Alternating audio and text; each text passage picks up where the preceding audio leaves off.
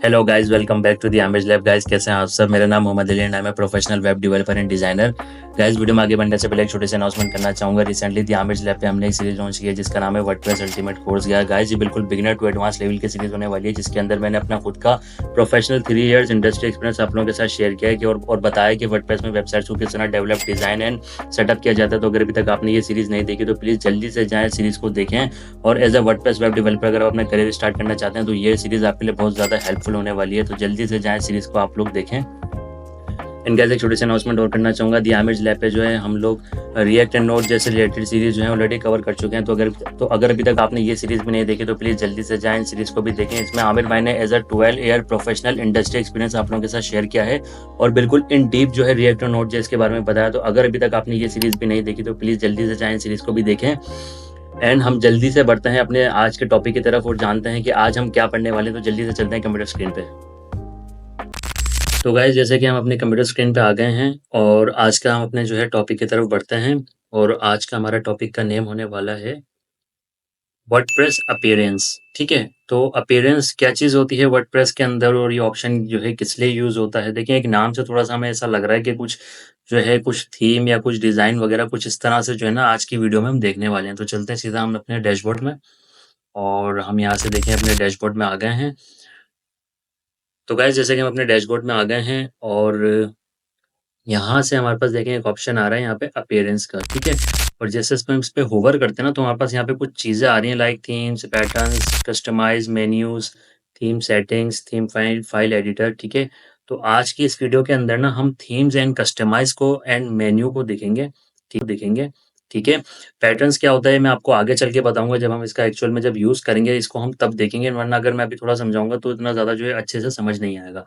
तो जस्ट हम पहले देख लेते हैं थीम्स को। ठीक है ना, तो गाइस वर्डप्रेस के अंदर क्या होता है कि एक्चुअल में जो देखें सब चीज़ें हो रही होती है ना वो एक थीम के ऊपर ही हो रही होती है। कोई भी आप एक थीम जो है सिलेक्ट कर लें और उसको आप कस्टमाइज़ करना शुरू करते हैं और जो है आपकी जो है साइट है वो डेवलप होना स्टार्ट हो जाएगी। ठीक है ना?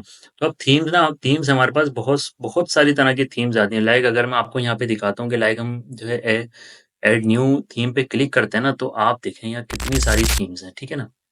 ये थीम्स जो है इतनी सारी खत्म ही नहीं हो रही। ठीक है? कितनी सारी थीम्स हैं। ठीक है? तो अभी जस्ट हम बिल्कुल बेसिक थीम जो है उसके ऊपर चल रहे हैं, क्योंकि हम जब हमारी जो है बेसिक्स स्ट्रॉन्ग होंगी ना तो हम आगे जाके और ज़्यादा बहुत अच्छे से जो है ना यानी कि चीज़ों को समझ सकेंगे, चीज़ों को सीख सकेंगे और अच्छे से कस्टमाइज़ कर सकेंगे। तो यहाँ हमारे पास जस्ट एक बेसिक थीम है जिसका नाम है हेलो एलिमेंटर। ठीक है, और इस थीम की जो रेटिंग भी बहुत अच्छी है। ठीक है, और वर्जन इसका हमारे पास यहाँ शो हो रहा है और ये कुछ डिस्क्रिप्शन है जो है थीम की। ठीक है ना, तो ये बिल्कुल बेसिक थीम है ना, इसमें कुछ भी नहीं है। इसको हम आगे चल के एलिमेंटर से किस तरह से डिजाइन करना है मैं आपको बताऊंगा, लेकिन आज जस्ट हम ओवरव्यू वगैरह देखेंगे थीम को किस तरह से इंस्टॉल किया जाता है। ठीक है, तो हम यहाँ से जो है अगर आपको जैसे कोई और थीम पसंद आ रही है लाइक ये तो मैंने अभी एक्टिव की हुई है। ठीक है, अगर आपको ये समझ आ रही है आप जस्ट यहाँ पे इस पे क्लिक करेंगे तो यहाँ से आप एक्टिव कर सकते हैं। ठीक है, जैसे आप यहाँ एक्टिव पे क्लिक करेंगे तो आप यहाँ देखेंगे यहाँ कस्टमाइज का ऑप्शन आ गया है और बाकी थीम्स पे एक्टिवेट लाइव प्रीव्यू ये आ रहा है। ठीक है, यानी कि ये थीम जो है अभी एक्टिवेट नहीं है, इंस्टॉल है लेकिन एक्टिवेट नहीं है। ये थीम एक्टिवेट है, तो हम अपनी ये वाली थीम अभी यूज कर रहे हैं तो हम जस्ट इसको एक्टिवेट कर लेते हैं। ठीक है, ये एक्टिवेट हो गई। अब आपको इसका जो है ना कस्टमाइज़ किस तरह से करना है वो मैं आपको बताता हूँ। ठीक है? गाइज़, अभी आप लोग देख सकते हैं कि है हम जैसे यहाँ पे open link in a new tab करते हैं ना तो हमारे पास कुछ इस तरीके से चीज़ें आ रही हैं। ठीक है? ना कोई हेडर है, ना कोई फूटर है, कुछ भी नहीं है। ठीक है ना? तो गाइज़ हम जो है ना मैं आपको एक चीज़ जो है यहाँ पे एक्सप्लेन करता हूँ। जैसे आप यहाँ पे आके ना open link in a new tab करेंगे तो यहाँ पे आप देखें कुछ ये हमारा जो टेम्परेरी जो डोमेन था ना जो हमने इंस्टॉलेशन के वक़्त सिलेक्ट किया था तो उसका नेम आ रहा है। तो ये कोई कुछ अच्छा नहीं लग रहा। आप देखें जब भी आप किसी साइट पे विज़िट कर आपने कभी किया हो तो आपने देखा होगा कि यहाँ पे ना वेबसाइट का नेम आ रहा होता है। तो हम इसको यहाँ किस तरीके से ऐड कर सकते हैं ये हम देखते हैं। ठीक है ना? तो हम यहाँ पे जल्दी से चलते हैं कस्टमाइज़ के ऑप्शन पे। आप यहाँ से भी जा सकते हैं और यहाँ से भी। ठीक है? तो यहाँ पे आप कस्टमाइज़ पे गए तो यहाँ एक ऑप्शन आपको आ रहा होगा साइट आइडेंटिटी, तो हम यहाँ से सिलेक्ट कर लेंगे अपने साइट का टाइटल। यहाँ हम लिख देते हैं वर्डप्रेस अल्टीमेट कोर्स। ठीक है, और यहाँ से जस्ट हम वर्डप्रेस को यहाँ से इस तरह से पब्लिश करते हैं और यहाँ के हम रिफ्रेश करेंगे तो आप देखें यहाँ पे आप देखें नाम जो है साइट टाइटल जो है हमारा चेंज हो चुका है। ठीक है, अब हमारा नेम यहाँ पे जो लिखा हुआ आ रहा है जो हमने यहाँ पे पब्लिश किया है यहाँ पे नेम ना।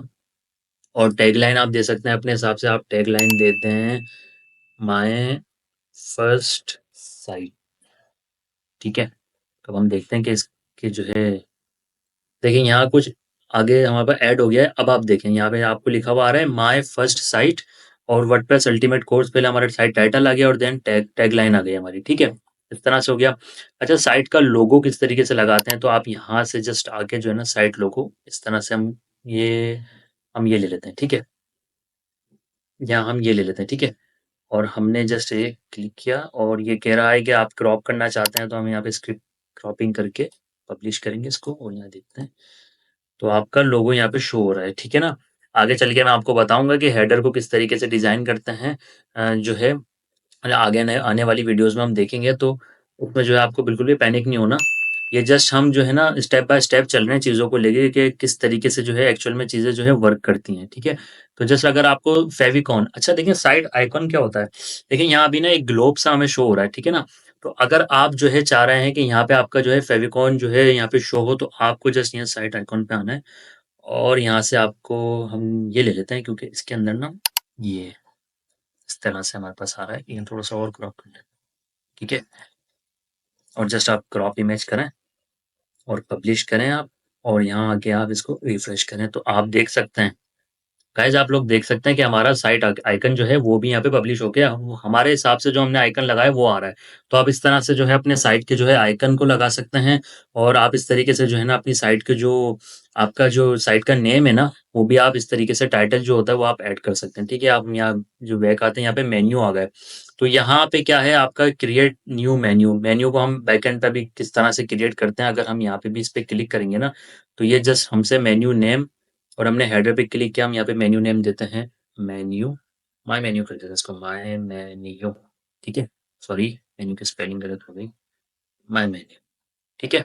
हेडर पे क्लिक किया हमने, नेक्स्ट करते हैं, ठीक है। तो अब ये कह रहा है ऐड आइटम्स, ठीक है। तो यहाँ से इस तरीके से आप आइटम ऐड कर सकते हैं, लेकिन मैं आपको जो है ना इसका एक बहुत अच्छा और जो है ना सिंप्लीफाइड तरीका बताता हूँ, जो है वर्डप्रेस के डैशबोर्ड में ही किस तरह से ऐड होते हैं। क्योंकि बार-बार आप इतना लंबा जो है प्रोसेस थोड़ी फ़ॉलो करेंगे कि आप यहाँ पे आएँगे, फिर इस तरह से आएँगे, फिर यहाँ से ऐड करेंगे, नहीं।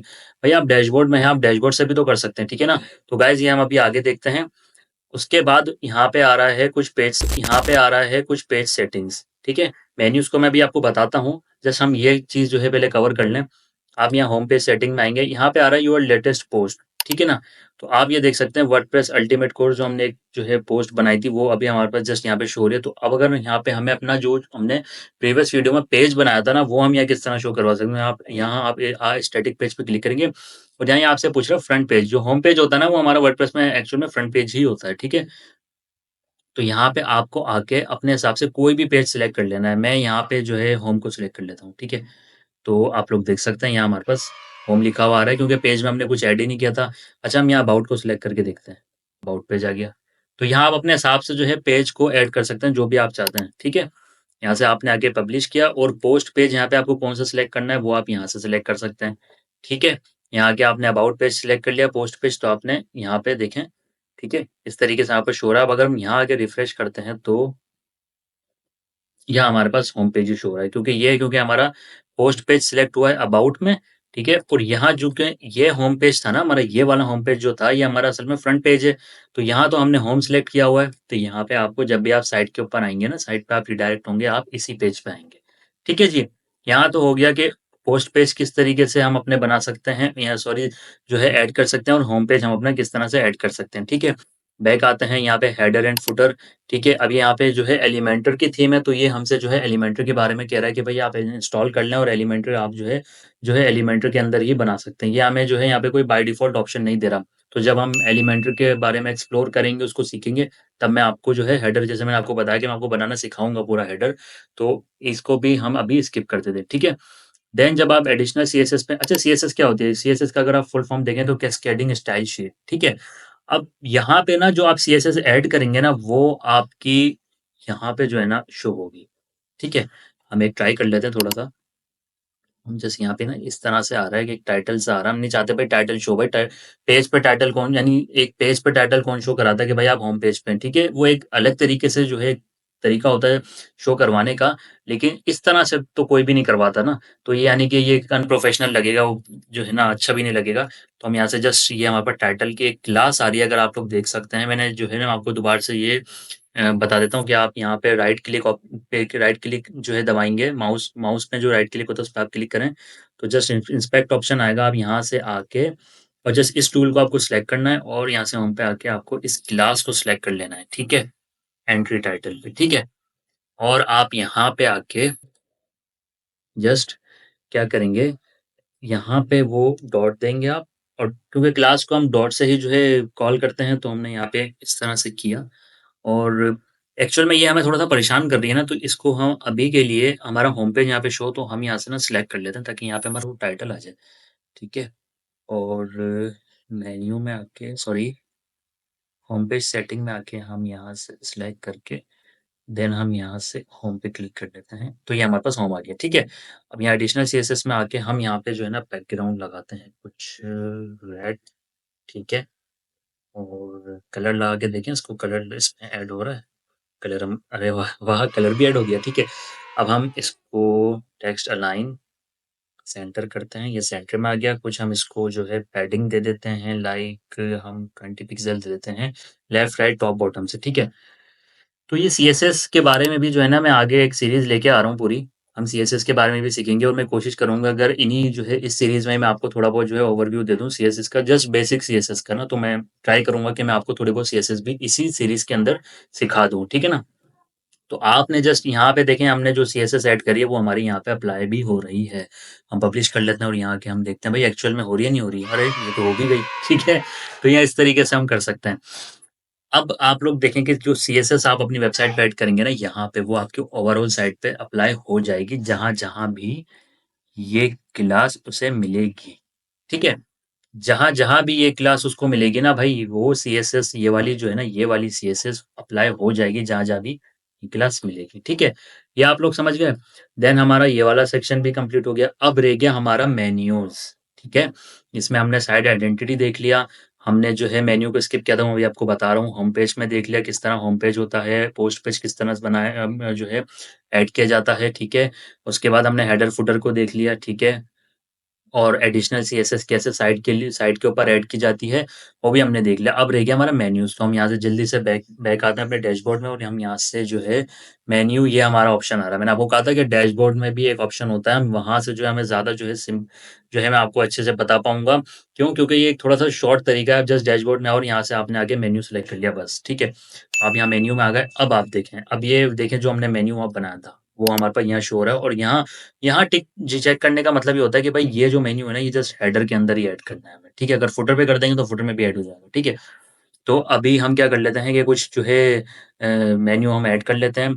अच्छा यहाँ आप देखें, मेन्यू जब हम ओपन करेंगे ना, तो यहाँ पे आप देखें कि हमारे पास कुछ पेजेज़ आ रहे हैं, जो पेजेज़ हमने बैकएंड पे हमने क्रिएट किए हैं। व्यू ऑल पे करेंगे तो सारे आ जाएँगे, मोस्ट रिसेंट में भी हमारे पास 2 ही आ रहे हैं, ठीक है?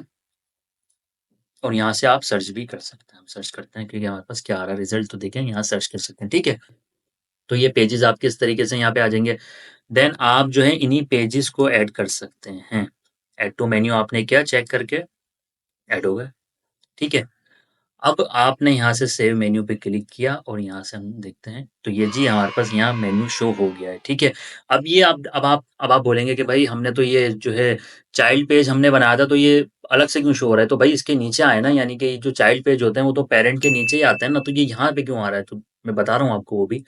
आप जस्ट यहाँ पे आएँगे और इस जो आपका चाइल्ड जो पेज है ना, उसको आपको जस्ट ऐसे क्लिक आपको प्रेस करके रखना है और थोड़ा-सा इसको आगे ले जाना है बस। बस इतना करना है। यहाँ से जस्ट सेव करना है मेन्यू को और यहाँ आके आपको रिफ्रेश करना है और अब देखें जी यहाँ से गायब हो गया है। इस पे क्लिक करेंगे तो ये यहाँ आ गया। बन गया भाई चाइल्ड पेज, क्लिक भी कर लेते हैं। देखें, ठीक है? तो इस तरीके से चाइल्ड पेजेस भी हो गए हमारे। हमने चाइल्ड पेज बना भी लिया, यूआरएल हमारे पास यहाँ आ भी गया, हमने उसे शो भी करा दिया एक प्रोफेशनल वे में। कि पहले भाई अबाउट है, फिर उसके बाद है अबाउट चाइल्ड। अबाउट पे क्लिक करेंगे, तो हमारे पास अबाउट आ गया, ठीक है? तो ये हो गया, होम पे क्लिक कर लेते हैं, होम आ गया, ठीक है? अबाउट पे क्लिक कर लेते हैं, अबाउट अच्छा आपने अभी आपने एक चीज़ नोटिस की, आपने एक चीज़ अभी तक नोटिस अगर की हो, मैंने आपको अभी बताया था थोड़ी देर पहले कि जहाँ-जहाँ ये हमें सीएसएस की क्लास मिलेगी वेबसाइट पे, वहाँ-वहाँ ये इस क्लास में जो सीएसएस लगी है, वो ऑटोमैटिकली पूरी साइट पे अप्लाई हो जाएगी जहाँ-जहाँ उसे क्लास मिलेगी। तो ये क्लास आप देखें यहाँ अबाउट पे भी मिल रही है इसको, होम पे भी मिल रही है, अबाउट चाइल्ड पे भी मिल रही है। देखा आप लोगों ने? तो ये होता है जो हम ग्लोबली सीएसएस ऐड करते हैं ना, या एक्चुअल में मैंने आपको बताया ग्लोबली यानी ग्लोबली सीएसएस जो हम ऐड करते हैं उसका मतलब ग्लोबल का ये होता है कि ओवरऑल साइट पे हमने एक ही दफ़ा सीएसएस ऐड कर दिया और अब वो हर जगह खुद ही अपने आप ऐड हो जाएगी। हमें एक्चुअल से हर पेज के लिए जाके जो है ना लगाने की नीड नहीं है। ठीक है? तो ग्लोबल सीएसएस और जो एडिशनल सीएसएस हमने वहाँ जो देखी थी वो इसी तरीके से होती है कि ये जो क्लास है ना मैं आपको वहाँ पे लेके भी चलता हूँ, ताकि और अच्छे से जो है कॉन्सेप्ट जो है क्लियर हो जाएगा।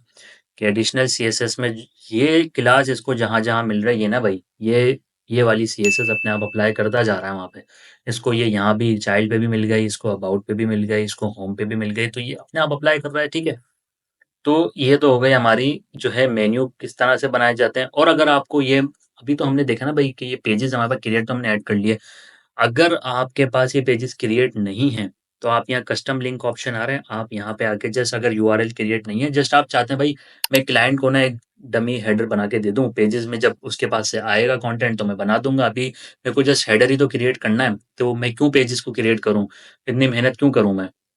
तो आप जस्ट यहाँ से यूआरएल हैश करना है और यहाँ से आके आप बना दें भाई होम टू, ये करना है आपको और ये आपका होम टू क्रिएट हो गया, सेव मेन्यू पे क्लिक करें और हम ये क्लोज़ कर देते हैं, यहाँ आके रिफ्रेश करते हैं, तो वही होम टू भी क्रिएट हो गया। अब ये हैश होगा, देखिए ये हैश है।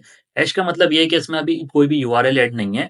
ये जस्ट हमने क्लाइंट के लिए यानी किसी को शो करवाने के लिए ना बना के रख लिया है कि अभी हम भाई हेडर बना रहे हैं, तो हमें जो लिंक्स की जो है अपने म मेन्यू की ज़रूरत पड़ी है, तो हमने बना लिया है। बाद में जब हम पेज बना लेंगे, तो जो है ना हम यूआरएल जो है ना वो इसका यहाँ जस्ट आएँगे और यहाँ यूआरएल हम जो है ना इसका जो है अपना जो भी एक्चुअल ये पेज होगा ना उसका यूआरएल हम यहाँ ऐड कर देंगे। यहाँ से सेव करेंगे और ये हमारा पेज जो है वर्किंग में आ जाएगा। मैं बता भी देता हूँ आपको थोड़ा-सा, अभी हम अबाउट का ही ऐड कर लेते हैं। ये हमने जो है ना अच्छा, अब कैसे आपको ऐड करना है? अगर आपको सिर्फ़ यूआरएल ऐड करना है ना, तो आपको इतना बड़ा ऐड करने की नीड है ही नहीं भाई, इतना बड़ा क्यों ऐड करें हम? हम जस्ट वेबसाइट तो हमारी एक ही है ना, तो हमने जस्ट यहाँ तक आए, स्लैश तक, बस स्लैश तक। यहाँ पे आके आपको ये ऐड कर लेना है, बस। बस ये ऐड कर लेना है और यहाँ पे आके आपको सेव करना है। जस्ट आपने इसे रिफ्रेश किया, अब होम टू पे क्लिक करें, ठीक है?